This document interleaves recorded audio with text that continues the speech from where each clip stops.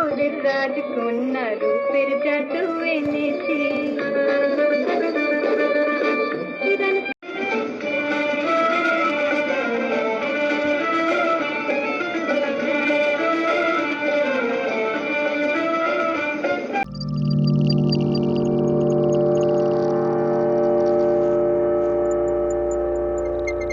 শবনম একটা জ্যোতিষ্ক, একটা ধূমকেতু। তিনি এই উপমহাদেশের বেশ কয়েকটি দেশে আলোকিত করেছেন, চলচ্চিত্রকে ঋদ্ধ করেছেন। মূলত তিনি একজন নৃত্যশিল্পী হিসেবে তার ক্যারিয়ার শুরু করেন এবং বাফাতে তিনি প্রচণ্ড ভালো নাচতেন এবং সেই সুখ্যাতি তার ছিল। পরবর্তীতে চলচ্চিত্রে দু একটি ছোটোখাটো চরিত্র তিনি করেছেন সহযোগী শিল্পী হিসেবে। তো সেসব চরিত্র করতে গিয়ে এহতেশাম, তারপর রবিন ঘোষ তাদের নজরে আসেন এবং তারা তাকে নিয়ে নতুন করে ভাবতে শুরু করেন। বলতে গেলে আমরা জানি যে 1946 সালের 17 আগস্ট এই মহান শিল্পী জন্মলাভ করেছিলেন বাংলাদেশেই।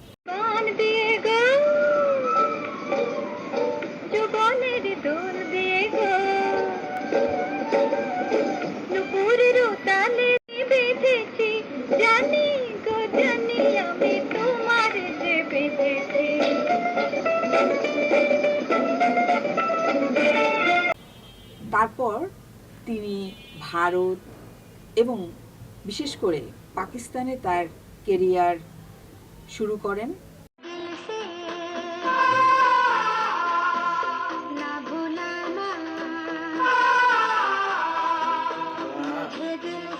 এবং সেখানে আমরা দেখেছি যে প্রচণ্ড দুর্দান্ত প্রতাপে, মানে অভূতপূর্ব একটা বিস্ফোরণের মতো নায়িকা শবনম আলো ছড়িয়েছেন এবং উর্দু চলচ্চিত্রে একক আধিপত্য রেখেছেন।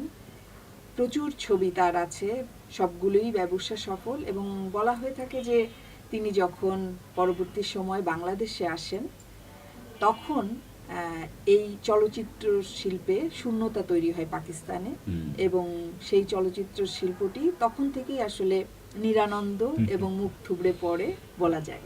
যদি लेकिन हम सब कुछ भुलाकर दोस्तों की तरह मिल तो सकते हैं। मुझे अपनी दोस्ती के काबिल समझती हो तुम? दोस्ती, लेकिन मैं किसी और के अरमानों पर अपनी जिंदगी का महल तामीर नहीं कर सकती। मानो मुझे सिर्फ इतना बता दीजिए कि मैंने क्या बुराई की थी आपके साथ जिसकी आपने इतनी बड़ी। সহশিল্পী অনেকে কাজ করেছেন পরবর্তী সেদেশের চলচ্চিত্রে, কিন্তু শবনমের মতো এত এত দুর্দান্তভাবে আসেননি। তিনি আসলে জাত শিল্পী, যেটা আমরা দেখেছি। ঠিকই বলেছেন আপা, মানে শবনম ক্যারিয়ার শুরু করেছিলেন একদম ছোটোবেলায়, কিন্তু উনি যে পরিমাণ সময় পর্যন্ত নায়িকা চরিত্রে অভিনয় করেছেন 1960 থেকে 80 দশক পর্যন্ত একদম নায়িকা, মানে এত লং সময়ের জন্য এই উপমহাদেশ কেন, মানে সারা পৃথিবীতে এত লম্বা সময়ের জন্য নায়িকা আবির্ভাব ঘটেনি এর আগে। এটা মানে এক্সেপশনাল, উনি ডেফিনেটলি এক্সেপশনাল। এবং এই তিনটা দেশ আপনি বললেন, মূলত দুটা দেশ কিন্তু পাশাপাশি ভারতও আছে। এই তিনটা দেশের মধ্যে মানে একসাথে কাজ করে উনি দুর্দান্ত একটা প্রতাপ তৈরি করেছিলেন ওনার যোগ্যতা। সেই শবনম আজকে যে ক্যারিয়ারটা শুরু কথা বলছিলেন আপনি, যে এহতেশামের মাধ্যমে উনি এসেছিলেন। এহতেশাম, হ্যাঁ, ওনার প্রথম যে নায়িকা চরিত্রে অভিনয় করেন হারানো দিন সিনেমা, আমি রূপনগরের রাজকন্যা যে সিনেমা।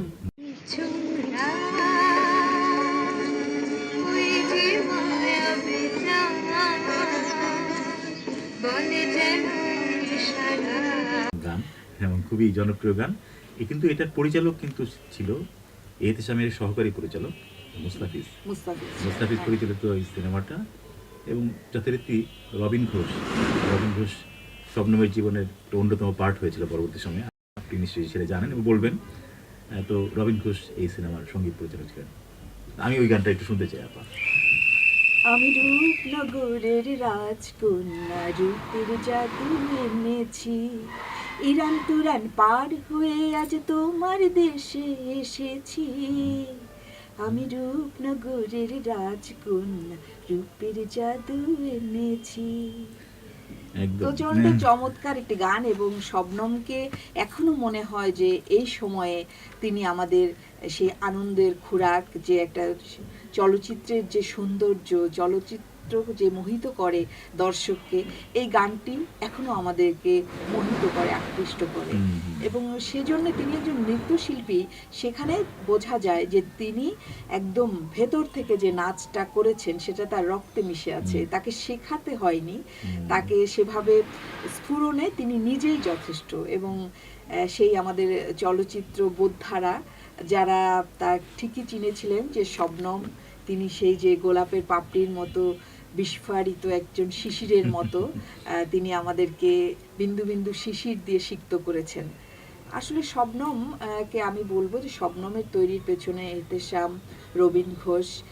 রবীন ঘোষ তারা বিবাহ বন্ধনে আবদ্ধ হন 1964 সালে। রবীন ঘোষের সাথে শবনম শুভ পরিণয়ে আবদ্ধ হন, এবং রবীন ঘোষ তার জীবনে একটা বড়, আমি বলবো যে সহযোদ্ধা হিসাবে, বন্ধু হিসেবে আবির্ভূত হয়েছিলেন, এবং একের পর এক অসাধারণ অসাধারণ সঙ্গীতে তিনি অভিনয় করেছেন, পারফরমেন্স করেছেন। আয়নাতে ওই মুখ দেখবে যখন। আমরা জানি যে রবীন ঘোষ এই উপমহাদেশের একজন প্রখ্যাত সঙ্গীত পরিচালক, এবং তার এই গানগুলোতেই মূলত ঝলসে ওঠেন শবনম।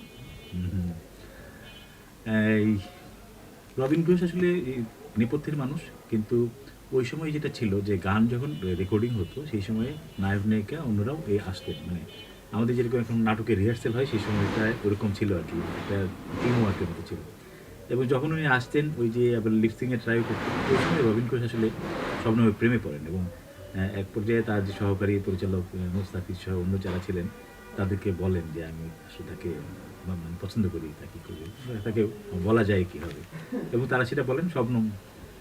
এবং সেজন্যই আমরা পেয়েছি এত এত ছবি এবং এত এত গান, মূলত তাদের সেই প্রেমরসে সিক্ত হয়ে তারা যে দাম্পত্য জীবন আমৃত্যু কাটিয়েছেন, এবং সেখানে আমরা বড় বড় চলচ্চিত্র, ব্যবসা সফল চলচ্চিত্র আমাদের এই চলচ্চিত্র শিল্পকে অনেক অনেক মহিমান্বিত করেছে বলা যায়। শবনমকে বলা হয় যে উনি রোমান্টিক নায়িকা, শবনমকে বলা হয় উনি সামাজিক চরিত্রে অভিনয় ভালো করতেন, এই চরিত্রগুলো উনি বেশ ভালো করতেন, রোমান্টিক এবং সামাজিক পারিবারিক যে সেন্টিমেন্টকে ঘিরে যে সিনেমাগুলো, এই সিনেমাগুলো উনি ভালো করতেন। এবং এইগুলোতে পরবর্তী সময়ে আমরা দেখেছি শাবানাকে, কিন্তু শাবানা আবার এই কিছুটা কী বলে অ্যাকশনধর্মী অভিনয় করেছেন, কিন্তু শবনমের ক্ষেত্রে এইরকম অভিনয় ছিল না অতটা, কিন্তু ওইগুলোতে উনি ছিলেন দুর্দান্ত। যেই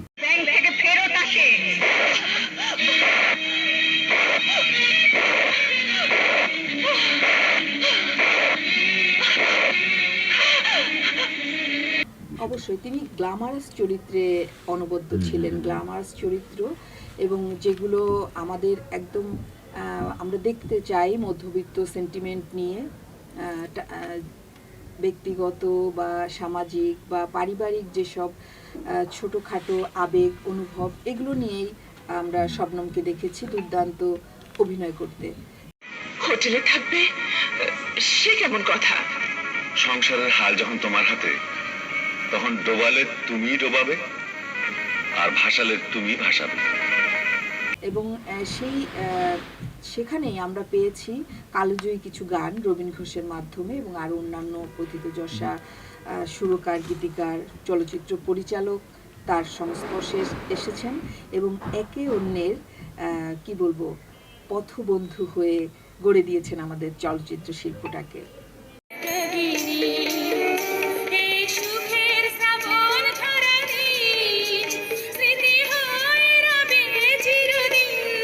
এই প্রসঙ্গে আমার মনে পড়ছে একটি খুব হৃদয় বিদারক একটা বিষয়, যেটা যখন তারা বিবাহ বন্ধনে আবদ্ধ হন এবং আরও পরে তাদের একমাত্র ছেলে রনি ঘোষ, আমরা জানি তারা তখন পাকিস্তান করাচিতে ছিলেন, সেখানে ঘটে যায় একটি মর্মান্তিক একটি চরম মানবিক বিপর্যয়ের ঘটনা, যেটা এই সুঅভিনেত্রীর জীবনে, রবীন ঘোষের জীবনে ঘটেছিল একটি কালো অধ্যায়।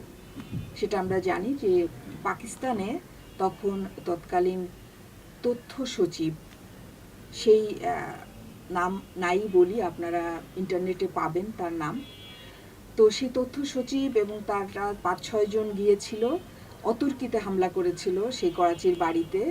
শবনম, তার পুত্র রনি ঘোষ এবং রবীন ঘোষ ছিলেন, এবং তাদের চোখের সামনে শবনমকে অপমান করেছিল। বলা যায় যে নারীকে যতভাবে নির্যাতন করা যায় সেটা করেছিল।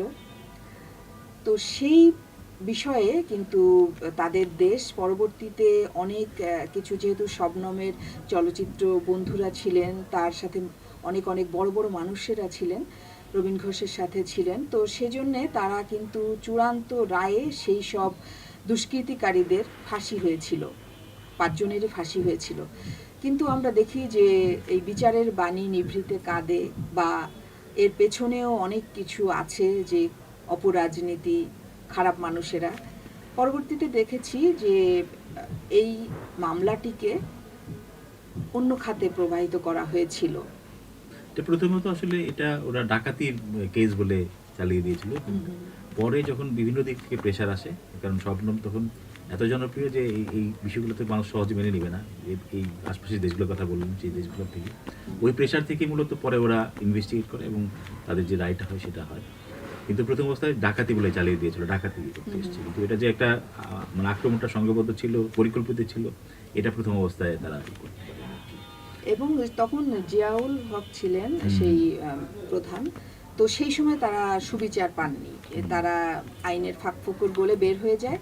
কিন্তু মানে পরবর্তীতে যখন দেখা যায় ইমরান খান ক্ষমতায় এসেছেন, তখন ইমরান খানের দলে সেই দুষ্কৃতিকারী একজন ঢুকে যায়। তখন জনতার প্রবল প্রতিবাদের মুখে ইমরান খান তাদেরকে বহিষ্কার করেন, সেই সব খারাপ মানুষগুলোকে, অপরাধীগুলোকে। কিন্তু শবনমকে দেশ ছাড়তে হয়। শবনম কিন্তু সুবিচার পাননি, রবীন ঘোষ সুবিচার পাননি, তাদের পরিবার সুবিচার পাননি। তারা বাংলাদেশে আসতে বাধ্য হন প্রাণ ভয়ে, নানা হুমকির মুখে, এবং বাংলাদেশে তার কেরিয়ার তৈরি হয় তখন। এবং সেটাও আমাদের জন্য বলবো যে একটি দ্বার খুলে দিয়েছে চলচ্চিত্র শিল্পে। এমন একজন অভিনেত্রীর আবির্ভাব হলো, যিনি এরকমভাবে পারদর্শী নৃত্যশিল্পী একজন, এবং শুরু থেকেই তিনি শিশু শিল্পী হিসেবে অংশগ্রহণ করেছেন, পারফরমেন্স করেছেন। তার আস্তে আস্তে ধীরে ধীরে দেখলাম তরুণী শবনমকে, তারপর দেখলাম যুবতী শবনমকে।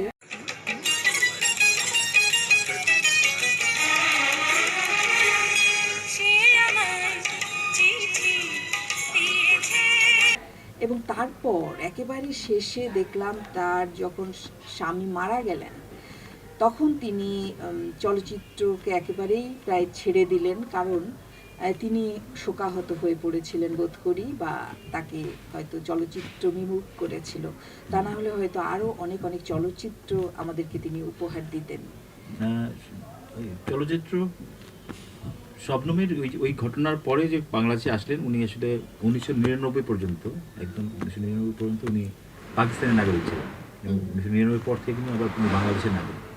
তো ওনার জন্মটা হয়েছিল বাংলাদেশে, মানে সেই জন্মসূত্রে যদি বলি বাংলাদেশি, আবার শেষে কিন্তু উনি বাংলাদেশে ব্যাক করেছিলেন। তো সেটা যে ঘটনাচক্রেই হোক না, নিজের মানবিক অথবা মানসিক বিপর্যয়ের কারণেই হোক, এই কারণেই হোক, উনি আবার বাংলাদেশে ব্যাক করেছিলেন। সো আমরা তাকে মানে পেয়েছি, আমাদের জন্য সৌভাগ্য, আমাদের চলচ্চিত্রের জন্য সৌভাগ্য। ওরা, আমি ভাবছি যে রবীন ঘোষ, মানে আমার গল্পটা মনে পড়ছে না, ওই একটা সিনেমা নাচের পুতুল সিনেমার সময় 1971 সালে রবীন ঘোষ মিউজিকে করছিলেন, শবনম কাঁচের ওই পাশে মিররের মধ্যে দেখছিলেন যে উনি লিপ সিং করছেন। এবং ওই ঘটনার সময়টায় রবীন ঘোষ তার একটা স্মরণীয় ঘটনা করেছিল, তার প্রতি, শবনমের প্রতি তার প্রেমটা তখন আরো বেড়ে গিয়েছিল ওই সময়টায়। এইখানে একটা তিল ছিল, আয়নাতে ওই মুখ পড়বে যখন, তার তখন খুব মানে ফিলিংসটা অন্যরকম ছিল আর কি। সব রবীন ঘোষ তার ইন্টারভিউতে বলেছিল। তো ওই গানটাও বেশ জনপ্রিয়, এবং যথারীতি ওই গানটা লোকের মুখে মুখে চলতো। রোমান্টিক কোনো গান বলতে বললেই মানুষ তখন ওই গানটার কথা বলতো, চাই না তো এই মুখ পড়বে। আর অপোজিশনে তো নায়করাজ নায়ক রাজ্জাক রাজ্জাক ছিলেন, দুর্দান্ত। মানে এইটার রসায়ন একটা অন্যরকম, দুজনই খুব উচ্চ আবার মাপের অভিনেত্রী। একটা মানে ফোনের মধ্যে যে এইভাবে একটা রোমান্টিক গানের আদান প্রদান হতে পারে, রোমান্টিক কথার আদান প্রদান হতে পারে, সেই কথাটাকে নিয়ে গান হতে পারে, এটা আসলে এর আগে মানুষ ওইভাবে ভাবেনি। তো ওই গানটা একটু শুনি আপনার। আয়নাতে ওই মুখ দেখবে যখন। কিছু বলছো না যে? কি বলবো?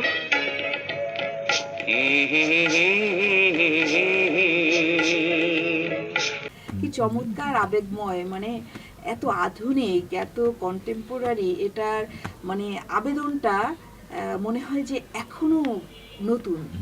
ডেফিনেটলি। আসলে শবনমকে নিয়ে যাই বলতে চাই না কেন, সবগুলোর মধ্যে রোমান্টিকতা কেমন জানি খুব বেশি ঘিরে ধরে। যদিও ওনার বাংলাদেশে করা সর্বশেষ সিনেমা যেটা আম্মাজানে কিন্তু সেই ওনার রোমান্টিক ইমেজটাকে আমরা দেখি না। পরবর্তী সময় উনি যেরকম মা হিসেবে ব্যাক করেছিলেন সিনেমাতে, সেটার একটা রিফ্লেকশন। এবং ঘটনা হচ্ছে যে এটা কাজী হায়াতের সিনেমা, কিন্তু এটার নেপথ্যের ঘটনা হচ্ছে যে শবনম যে লাঞ্ছিত হয়েছিলেন, যে পাকিস্তানে, সেই ঘটনা যেটা একটু আগে বললেন, সেই ঘটনাটার একটা ছায়া এটার মধ্যে আছে। এবং শবনমকে প্রস্তাব করার আগে পরিচালক ভেবেছিলেন যে উনি এটা পড়বেন কিনা, কিন্তু উনি শবনমকে বলার পরে শবনম রাজি হয়ে যায় পড়বে। কারণ তিনি তো আসলে মানে কি বলবো, মানে একদম তিলে তিলে তৈরি হওয়া, ধীরে ধীরে পরিণত হয় একজন শিল্পী, যার কারণে তিনি কিন্তু শুধু গ্ল্যামার বা শুধু কিশোরী লুক এগুলোই আবদ্ধ থাকেননি। তিনি জীবনের প্রতিটা পরতে পরতে কুসুমিত সেই শোভা বিলিয়েছেন, যেটা যখন যেটা মানায়, যখন যেটা তাকে দেওয়ার মতো সুযোগ থাকে, শবনম কিন্তু আমাদের দিয়ে গেছেন। এবং আম্মাজান চলচ্চিত্র কাজী হায়াতের এবং দুর্দান্ত পারফর্মার মান্না, যিনি আমাদের চলচ্চিত্রের রূপটাই বদল করে দিয়েছেন, অকাল প্রয়াত মান্নার প্রতি শ্রদ্ধা নিবেদন করছি। সেই সিনেমাটিতে এই যে শিরোনামের যে গানটি আম্মাজান আম্মাজান,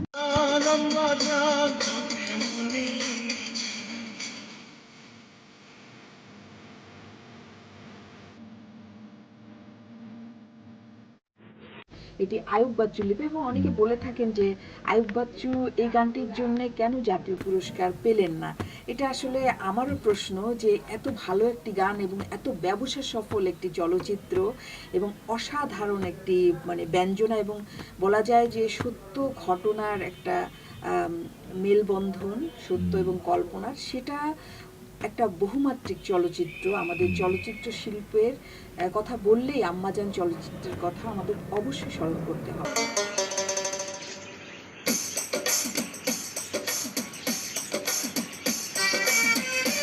তখন শবনমের সেই বিগ ক্লোজ আপ, চোখের ঠোঁটের এক্সপ্রেশন, সেগুলো অন্যরকম। মান্নার ক্লোজ আপ শট, সেটার সাথে যে একটা মানে মিউজিকের যে একটা উন্মাদনা বলবো, যে একটা মানে সব মিলে একটা মেলবন্ধন, সেতু বন্ধন, সেটা কিন্তু একটা খুবই কম গানে আমরা পাই। যেটা মানে একটা কি বলবো, কাওয়ালি টাইপেরও না, আবার আধুনিকও না, মানে একটা মিক্সড এবং একটা এক্সপেরিমেন্টাল গান বলবো এই আম্মাজান আম্মাজান।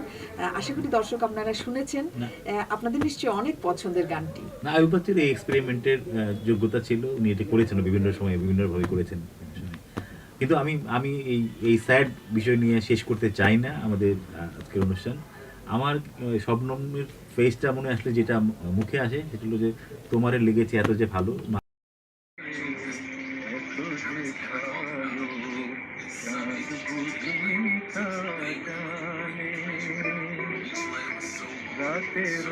কেজি মুস্তাফার লেখায় সেই গানটাই আমার সারাক্ষণ মাথার মধ্যে কাজ করে, তোমার লেগেছে যে ভালো, চাঁদ বুঝিতে জানে। তা এটা আসলে শবনমের ক্ষেত্রে খুব প্রযোজ্য, একদম মানে গানের জন্য না, এমনিতেই প্রযোজ্য। মানে আমি ওনাকে ওইভাবেই দেখি, ওনার এত স্যাডনেসের মধ্যে ওনার যে এত সুন্দর ফেস আমরা সারা জীবন দেখেছি, ওইটাই আমাদের মাথায় রাখতে চাই, ওই ট্রমাটাকে আমরা বাদ দিতে চাই আমাদের লাইফ থেকে।